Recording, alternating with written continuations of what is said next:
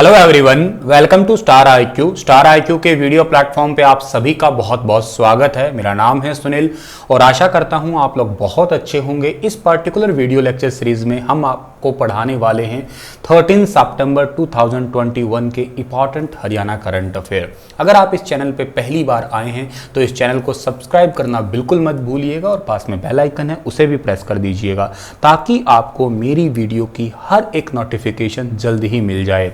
अगर आप मुझसे पढ़ना चाहते हैं अनअकैडमी पे तो डिस्क्रिप्शन बॉक्स में दिए गए मेरे प्रोफाइल लिंक पे क्लिक कीजिएगा, मुझे अनअकैडमी पे फॉलो कीजिएगा। अगर मेरी हर क्लास आप फ्री में देखना चाहते हैं अनअकैडमी पे तो आप मेरा अनलॉक कोड है स्टार आईक्यू, बिना स्पेस दिए इस कोड का इस्तेमाल जरूर करिएगा। अगर आप कोई अनअकैडमी पे टेस्ट सीरीज लेना चाहते हैं या कोई 1 साल का सब्सक्रिप्शन लेना चाहते हैं, 3 महीने का 6 महीने का सब्सक्रिप्शन चाहते हैं, देन आप लोग स्टार आईक्यू कोड को इस्तेमाल करना बिल्कुल मत भूलिएगा। इससे क्या होगा, इससे आप लोगों को इंस्टेंट 10% का डिस्काउंट मिलेगा।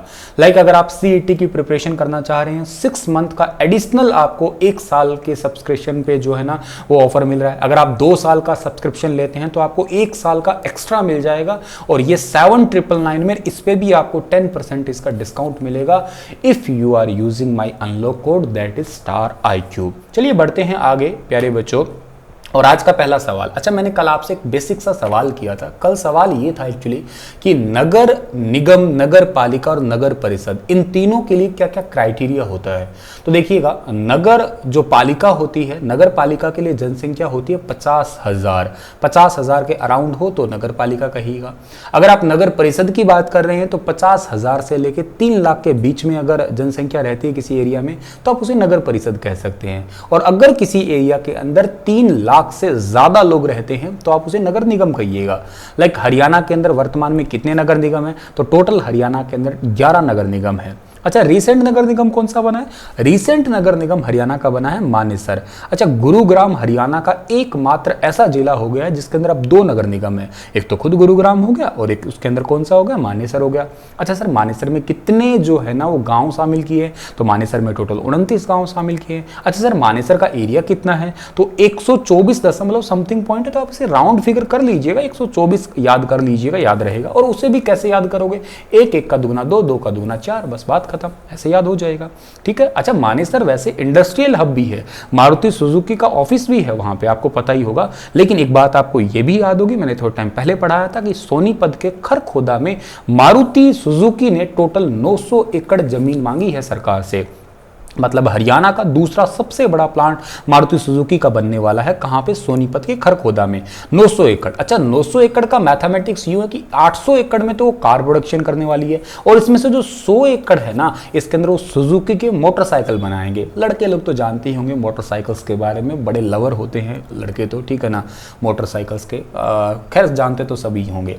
चलिए बढ़ते हैं आगे और आज का पहला सवाल पढ़िएगा, that is also very important. और ये थोड़े नए डेटा हैं जो आपको पढ़ना होगा। क्या है कि सितंबर 2021 में हरियाणा में एवरेज डेली डोज कोविड-19 की कितनी है, और ये लाख में हमसे पूछिए इन्होंने। तो इसका सही आंसर होगा प्यारे बच्चों 1.52 लाख, यानी कि ए ऑप्शन इसका बिल्कुल बिल्कुल ओके रहेगा हमारा।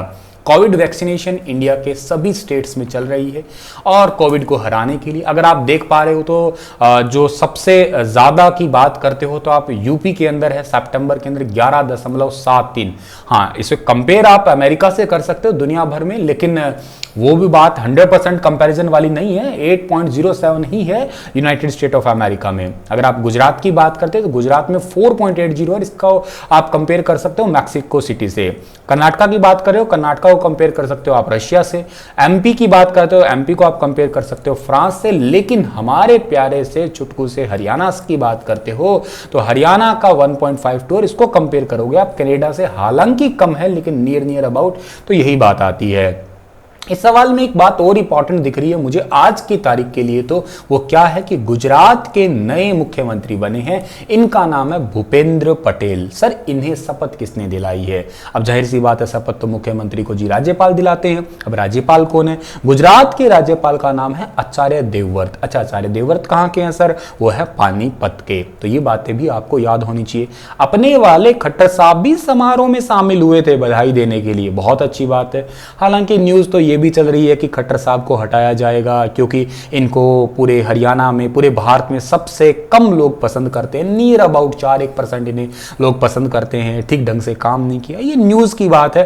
अब रूमर्स है या सच्चाई है वो तो क्या कह सकते हैं। आपके क्या विचार है कमेंट में लिखिएगा। आलतू फालतू प्लीज कमेंट मत करिएगा, वरना देखो ब्लॉक का भी ऑप्शन है यहाँ पे। बस आप प्यार से अपनी राय दे सकते हैं, क्योंकि स्वेच्छा से तो राय सब कोई दे ही सकता, पढ़े लिखे होने के नाते, है ना। ठीक है, चलिए, गाली गलौज तो किसको पसंद है भला। अगला सवाल पढ़ते हैं, क्या रहेगा भैया। चंडीगढ़ की बात है ये हमारे यहाँ पे। चंडीगढ़ के राजभवन में सेवानिवृत्त न्यायमूर्ति है जिनका नाम है श्री हरिपाल वर्मा। इनको हरियाणा के लोकायुक्त हेतु पद की शपथ जो है ना, वो शपथ किसने दिलाई है।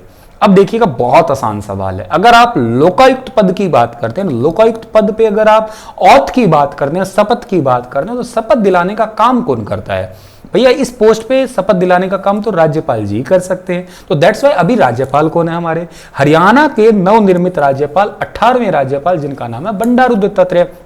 इन्हें उनको शपथ दिला दी। अब जब ये बने थे, मतलब इनके नाम की नियुक्ति हुई थी, तब भी मैंने बताया था। अब इन्होंने शपथ दिला दी है तो भाई ठीक है, शपथ दिला दी तो ये भी हम लोग पढ़ रहे हैं। अच्छा, हमारे खट्टर साहब ऐसे ऐसे कैसे देख रहे हैं कि अच्छा बन गया तू है, क्या बात है यार। चलो बढ़िया बात है, बधाई देना चाहते हैं, पता नहीं कैसे हैं। ये विजयवर्धन जी हैं, ये हरियाणा के चीफ सेक्रेटरी हैं, ये अपने ही मगन में हैं, है ना। चलो अच्छी बातें हैं।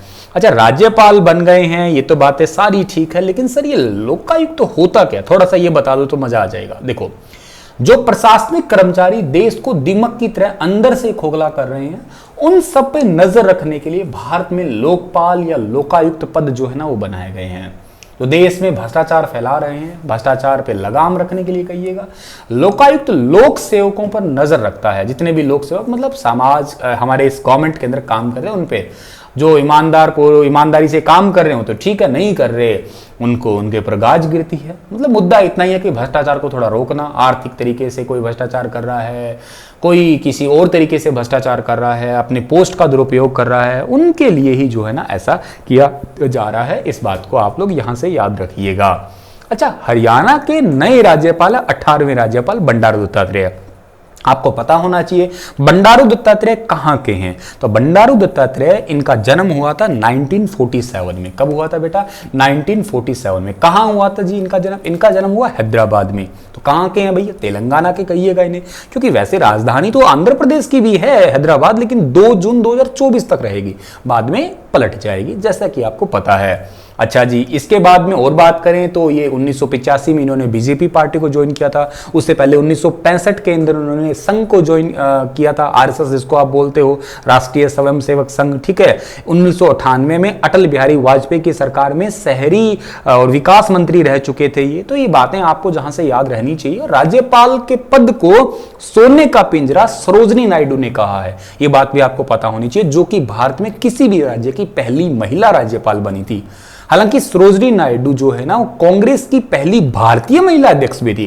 अच्छा, पहली भारतीय, मेरे शब्दों पे ध्यान देना, पहली भारतीय थी। वैसे पहली महिला अध्यक्ष कौन थी सर? तो वैसे पहली महिला अध्यक्ष का नाम श्रीमती एनी बेसेंट था। ना सर, एनी बेसेंट कहाँ की थी? तो वो आयरलैंड की रहने वाली थी, याद रखना। तो इतनी बातें आपको याद रहनी चाहिए। वैसे राज्यपाल को कानून का मतलब सरकार का जासूस ही कहिएगा, और वो उस राज्य का तो कभी हो ही नहीं सकता। जिस राज्य में वो राज्यपाल बन रहा है उस राज्य का तो कभी हो ही नहीं सकता, हमेशा वो दूसरे ही राज्य का होगा। ये भी एक रूल है। हरियाणा के पहले राज्यपाल धर्मवीर सिंह थे और अभी 18वें राज्यपाल जी आए हैं हमारे पास में। तो इतनी बातें आपको पता होनी चाहिए। चलो जी, अगले सवाल की ओर जाते हैं। तो हरियाणा विधानसभा के अध्यक्ष द्वारा वर्ष 2021-22 की शेष अवधि के लिए अधीनस्थ विधान संबंधी समिति में कार्य करने के लिए किसको सदस्य नामित किया गया है? तो किसको सदस्य नामित किया गया है? तो इसका सही आंसर होगा श्री भारत भूषण बत्रा को। ये भारत भूषण भारती नहीं है जो पहले HSSC में थे, ये भारत भूषण बत्रा है, याद रखना। तो हरियाणा विधानसभा के अध्यक्ष सर कौन है? श्रीमान ज्ञानचंद गुप्ता है। अच्छा सर, कहां से विधायकी जीती उन्होंने पंचकुला से जीती है, याद रखिएगा आप लोग, ठीक है ना। अच्छा, इन्होंने साल 2021-22 की शेष अवधि के लिए, मतलब जो टाइम बच गया है, रिमेनिंग टाइम 1 अप्रैल 2022 से या 1 अप्रैल से हमारा फाइनेंस ईयर स्टार्ट होता है, तो तब तक का जो बचा हुआ टाइम पीरियड है उसके लिए अधीनस्थ विधान संबंधी समिति, जो विधान संबंधी मतलब विधानसभा के अंदर जो समितियां चल रही है उनमें काम करने के लिए सदस्य के लिए विधायक हैं श्री भारत भूषण बत्रा जी को सदस्य के रूप में, और एक विधायक हैं श्री इंदुराज जी।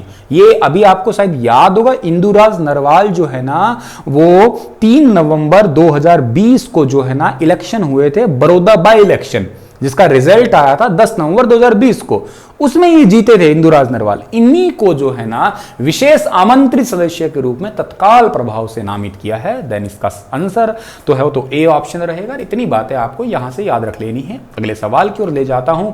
वाह क्या सवाल है, मजा आ जाएगा पढ़ के, थोड़ा प्राउड भी फील होगा। हाल ही में किस यूनिवर्सिटी की छात्रा का इसरो के लिए सिलेक्शन हुआ है? गजब भाई। तो इस लड़की का नाम है शिवांशी यादव, यानी कि डी ऑप्शन सही रहेगा इस सवाल का। शिवांशी यादव, ये रही फोटो में आपको दिख रही होगी, ठीक है ना। शिवांशी यादव का इसरो के अंदर सिलेक्शन हुआ है जी, ठीक है ना। अच्छा कहाँ की है ये? रेवाड़ी जिले के गांव खुशपुरा की रहने वाली है शिवांशी। इनके पिता विजय कुमार जो है ना मेवात में AAE है।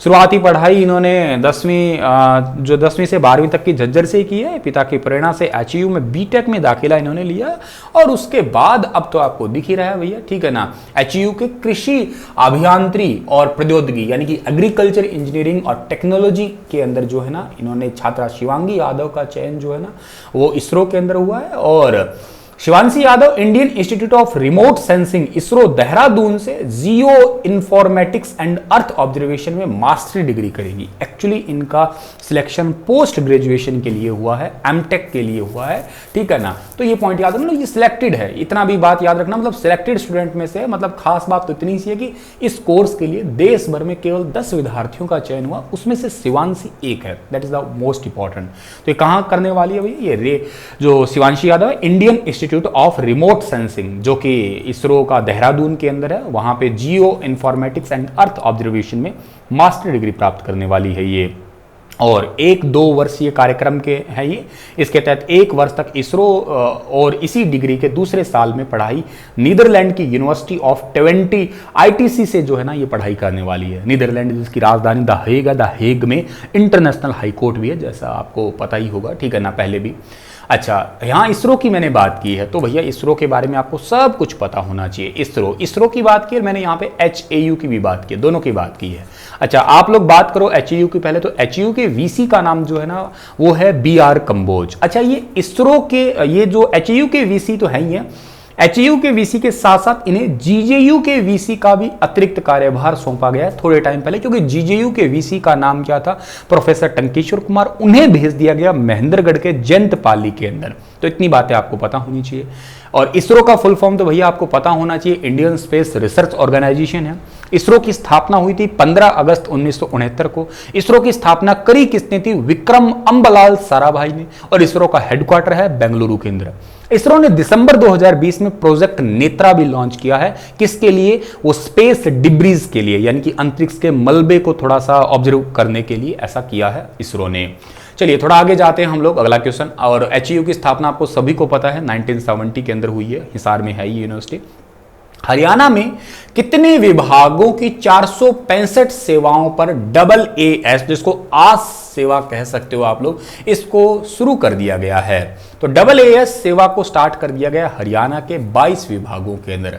देखो आज सर्विस मैंने आपको पहले भी बताई थी, ठीक है ना। ये क्या है सर्विस? पहले तो आप मुझे इसका कमेंट में इसका आज का फुल फॉर्म लिख के बताओ। मैंने आपको थोड़ा टाइम पहले जब ये सर्विस स्टार्ट हुई थी, अभी शायद थोड़े दिन ही हुए हैं, 5-10 दिन हुए, तभी मैंने बताया था। अब आप मुझे इसका फुल फॉर्म बताइएगा। पहली बात कैसे काम करने वाली है तो मैंने आपको पहले भी बता दिया था कि अगर कोई फाइल स्वीकार नहीं हुई है तो ऑटो अपील अपने आप चली जाएगी।